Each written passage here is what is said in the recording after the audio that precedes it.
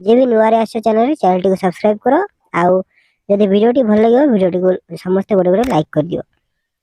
देखते अच्छी केउ पाइक वाद्य विषय रे कवि कृष्णचंद्र त्रिपाठी दर्शाई केउ पाइक ना यहाँ नरसिंह सॉरी रणसिंहा तापर देख ख नंबर अच्छी वीर माटी को देखिले मनरे की भावना सृष्टि हुए।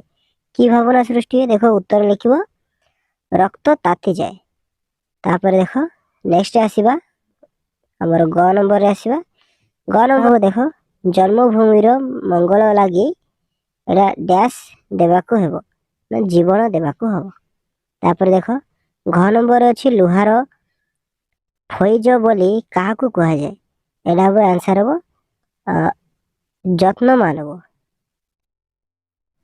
ओ नंबर अच्छी कवि राधामोहन गडनायक माटीर मनीष कवितार चिता सहित काहाकू तुलना करछंती काहाकू सहित ना जंत्र को। तापर आसीबा 2 नंबर यूनिट 2 रे आसीबा यूनिट 2 रे अछि वशिष्ठ काहीकि विश्वामित्रଙ୍କ सैन्य दल को विनाश कले से यार आंसर लिखिबो कामधनु को हरण करने को। तापर खरे अच्छी मनीष केतेबेले शक्ति को भय करुछि करिछि यार आंसर लिखिबो पाशविक शक्ति रे परिणत हेले। तापर अच्छी नेक्स्ट अच्छी देख गरे आसीबा गरे अच्छी वशिष्ठଙ୍କ पाखरे एपरी कौन थिला जहा द्वारा से विश्वामित्रंकर विशाल सैन्य बाहिनी को सहजरे सुखाद्य आयोजन करदेले कौन बल थिला ना कामधनु बल। देख तापर अच्छी घरे मध्ययुगीय ओडिया रीति काव्यर समृद्ध धारा कहा समय आरंभ हैला यार आंसर हम पिला जगन्नाथ दास।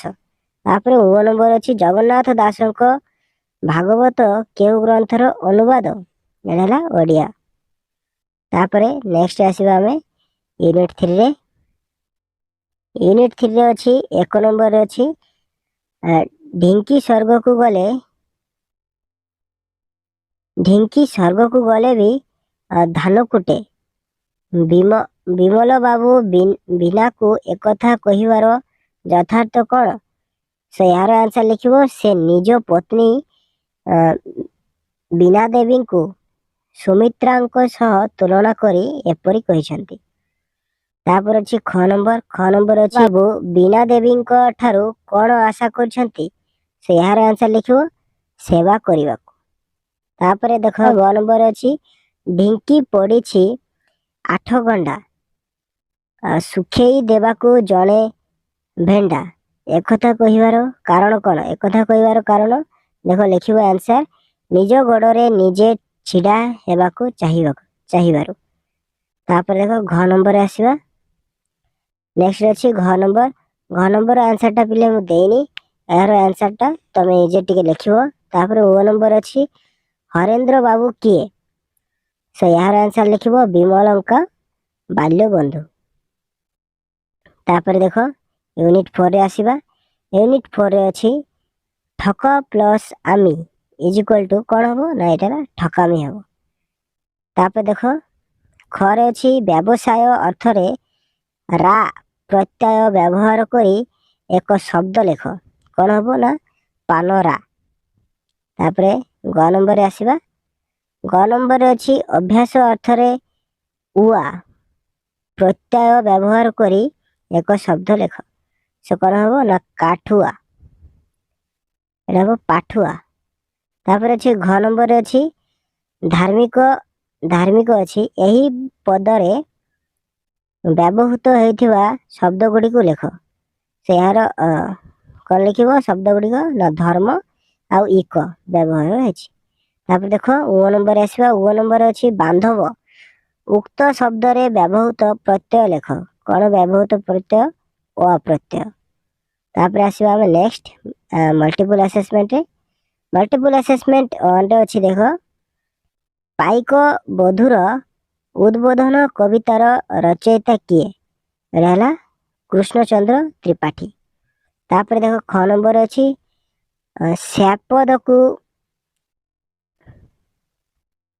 ଶ୍ୟାପଦ କୁଲ କେଉଁଠାରେ ବୁଗୁଛନ୍ତି? ଏହାର ଆନ୍ସର ହବ ପିଲେ ବନ ନୀଳ ପ୍ରାନ୍ତର ଦୁର୍ଗରେ। ତାପରେ ଗ ନମ୍ବର ଅଛି ବୀରବାଲା କେଉଁ ଗୀତ ଗାଉଥିଲେ? ସେ ଏହାର ଆନ୍ସର ହବ ସମର ସଙ୍ଗୀତ। ତାପରେ ଘରେ ଅଛି ଦେଖ ସମୀରଣ କିପରି ବହିଯାଏ? ଏଇଟା ହେଲା ନୀରବେ ଗୁଜ୍ଜରୀ। ତାପରେ ଓ ନମ୍ବର ଅଛି ଦେଖ ମଣିଷ କଣ ଭୁଲି ଯାଉଛି ବୋଲି କବି ସୂଚନା ଦେଇଛନ୍ତି? ଏଇଟା ହେଲା ଗଭୀର ସ୍ନେହ। ତାପରେ ୟୁନିଟ୍ 2 ରେ ଆସିବା। ୟୁନିଟ୍ 2 ରେ କଣ ଅଛି ଦେଖ ୟୁନିଟ୍ 2 ରେ ଅଛି ଭାରତୀୟ ପରମ୍ପରାର ଆଦର୍ଶ କଣ? ଏହାର ଆନ୍ସର ଲେଖିବ ଶକ୍ତି ଓ ଜ୍ଞାନର ସମନ୍ୱୟ। ତାପରେ ଖରେ ଅଛି ବର୍ଷା ସମୟରେ ବେଙ୍ଗଟି ବଡ଼ ପାଟି କରିଥାଏ କାହିଁକି? ଏହାର ଆନ୍ସର ଲେଖିବ ତା ପୁଅ ଝିଅକୁ ଖୋଜିବା ଉଦ୍ଦେଶ୍ୟରେ। ତାପରେ ଗରେ ଅଛି ଗାନ୍ଧୀଜୀ କାହିଁକି ଆଲି ଭାଇଙ୍କ ଉଦାହରଣ ଦେଇଥିଲେ? ଏହାର ଆନ୍ସର ଲେଖିବ ତାଙ୍କର ସୁସ୍ଥ ସବଳ ଶରୀର ପାଇଁ।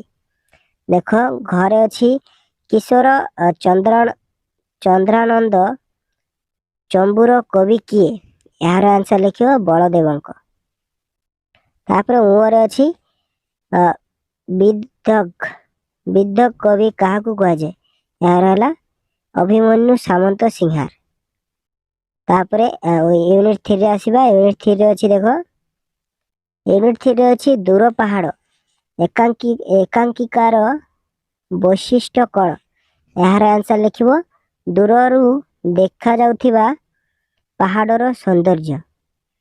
ତାପରେ ଖରେ ଅଛି ପ୍ରାନ୍ତବନ୍ଧୁ କର କେଉଁ ନାଟକ ପାଇଁ ଓଡ଼ିଶା ସାହିତ୍ୟ ଏକାଡେମୀ ପୁରସ୍କାର ପାଇଛନ୍ତି? ଏଇଟା ହେଲା ସ୍ନାୟୁ ସଂସାର। ତାପରେ ଗରେ ଅଛି ସୁମିତ୍ରା ଦେବୀ ଆକାଶ ସୁଖପାନ କରୁଛନ୍ତି ଏକଥା କିଏ କହିଛନ୍ତି? ହରେନ୍ଦ୍ର ବାବୁ। ତାପରେ ଦେଖ ଘରେ ଅଛି ଦୂର ପାହାଡ଼ ସୁନ୍ଦର ବୋଲି ମୀନା କାହିଁକି କହିଲା?